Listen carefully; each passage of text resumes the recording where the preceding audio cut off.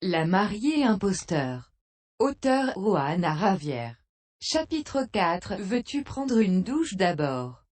À la vue du froncement de sourcils sur le visage de Janet, Ethan a suivi son regard et a regardé sa montre. Peu après, il a compris ce qu'elle avait en tête. C'est une contrefaçon que j'ai empruntée à mon ami, lui a-t-il chuchoté à l'oreille. Je la mets pour avoir l'air cool, mais je ne pensais pas que tu la remarquerais aussi rapidement. Ethan a retiré la montre et l'a mise dans sa poche. Elle a l'air vraie.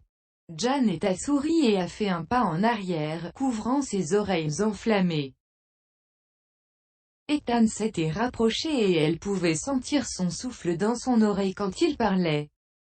Comme Janet y pensait, elle a réalisé qu'il était normal pour un homme comme Ethan d'avoir un ami de la rue qui vendait des contrefaçons. Elle a soupiré de soulagement. Elle avait eu peur pendant un moment, pensant qu'Ethan avait fait quelque chose d'illégal pour faire fortune. Ethan a froncé les sourcils. Il avait appris que la fille de la famille Lind avait de nombreux petits amis. C'est pourquoi la timidité de la fille l'a surpris. Le marié est là. Alors pourquoi le mariage n'a-t-il pas encore commencé? A-t-il demandé une voix douce de femme. Jocelyn a fait un sourire et s'est avancé vers les mariés en tenant son petit ami par le bras. Le marié est enfin arrivé, permettez-moi de vous présenter mon petit ami, a-t-elle dit en haussant délibérément le son de sa voix d'un décibel. C'est Steve Carter, le fils aîné de la famille Carter. Nous sommes une famille après le mariage. Steve et moi allons pouvoir vous aider à l'avenir. Steve a immédiatement baissé la tête. C'était presque comme s'il était trop gêné de croiser le regard de Janet. Lorsque Janet a vu Steve arriver avec Jocelyn, elle n'a rien ressenti. Elle a donc faim que c'était la première fois qu'ils se rencontraient et a commenté légèrement, « Belle présentation, Jocelyn. Mais ton petit ami actuellement est différent de celui que j'ai vu la semaine dernière. Je me demande si tu sortiras avec un autre la semaine prochaine. » Le sourire simulé de Steve s'est instantanément figé.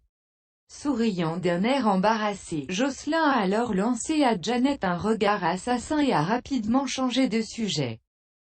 Quoi qu'il en soit, si tu le souhaites, je peux recommander Ethan à la société de la famille Carter. Je suis sûr qu'il serait prêt à l'accueillir même s'il n'a aucune compétence technique.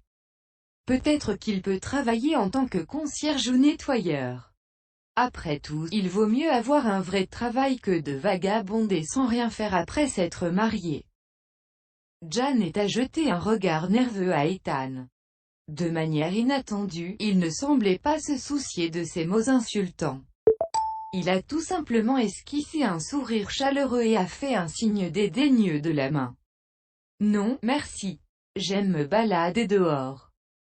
Comme Jocelyn n'avait pas obtenu la réaction qu'elle attendait, son visage s'est décomposé et elle est retournée à son siège en boudant, entraînant Steve avec elle. Bientôt, le prêtre est arrivé et a terminé le mariage à la hâte. Ethan a ramené Janet dans une petite maison de la banlieue. L'endroit était petit, vieux et miteux, mais ils avaient au moins une maison à habiter. La maison semblait vide et ne contenait que des produits de première nécessité. Elle a estimé qu'ils étaient des ajouts récents simplement pour le mariage. Ethan était un homme grand et musclé, l'espace étroit semblait plus petit après son entrée. Il avait visiblement du mal à joindre les deux bouts. « C'est ma maison. Fais comme chez toi, » a dit Ethan en haussant les épaules avec désinvolture. Il ne semblait pas gêner le moins du monde. C'est une petite maison, mais elle semble bien rangée. Elle peut suffisamment nous accueillir tous les deux. Janet était honnête. Bien que la maison ait l'air minable, Ethan l'avait bien entretenue. Le jardin était bien entretenu et la maison était impeccable. Cependant, elle ne donnait pas l'impression d'être une maison, elle était trop vite peut-être parce qu'Ethan y séjournait rarement. Janet a regardé autour d'elle.